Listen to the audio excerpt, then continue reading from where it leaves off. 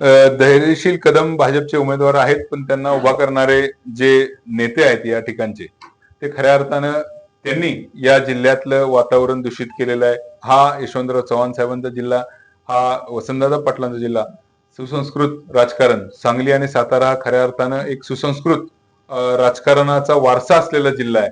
आणि या जिल्ह्यामध्ये राजकीय वातावरण गढूळ आणि दूषित करण्याचं काम ज्या प्रवृत्तींनी केले, त्यांच्या विरोधात हा लढा आहे.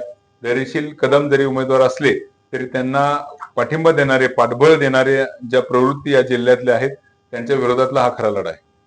सांगली सातारा विधानसभेमध्ये उमेदवार म्हणून महाविकास आघाडीचा उमेदवार म्हणून मी आज या ठिकाणी आपल्या समोर आहे आणि विचारांची लढाई लढतोय. महाविकास आघाडी विरुद्ध भाजप असा सामना या ठिकाणी होणार आहे आणि मला खात्री आहे की या दोन्ही जिल्ह्यामध्ये निवडून आलेले जे लोकप्रतिनिधी आहेत, नगरसेवक असतील, जिल्हा परिषद सदस्य असेल, त्यांच्या स्वाभिमानाची लढाई आहे. मी त्यांच्या वतीनं या निवडणुकीस उभं राहिलो आहे. विधान परिषदेमध्ये निवडून गेल्यानंतर या लोकांचे, जिल्हा परिषद सदस्य असतील, नगरसेवक असतील, यांच्या अडीअडचणी, त्यांना त्यांच्या मतदारसंघात कामं करण्यासाठी येणाऱ्या ज्या अडीअडचणी आहेत त्या सोडवण्यासाठी, मी आवाज उठवण्यासाठी खऱ्या अर्थानं या ठिकाणी निवडणुकीस सामोरे जातो आहे.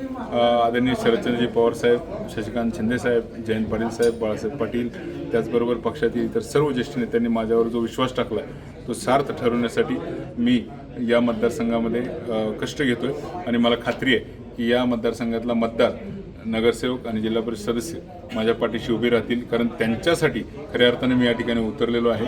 आज विरोधी पक्षात असलेल्या नगरसेवक आणि जिल्हा परिषद सदस्यांना निधीपासून वंचित केलं जातं. त्याचबरोबर पक्षातले जे भाजपमधले सुद्धा जे नगरसेवक असतील त्यांनासुद्धा निधी जरी दिला तरी आज त्या कॉन्ट्रॅक्टरला चांगलं काम करून घेण्यासाठी सुद्धा हे नगरसेवक बोलू शकत नाही. इतक्या केंद्रीय पद्धतीने सगळं पॉवर कॉन्सन्ट्रेट झालेले आहेत आणि या सगळ्यांच्या विरोधात मी लढतोय.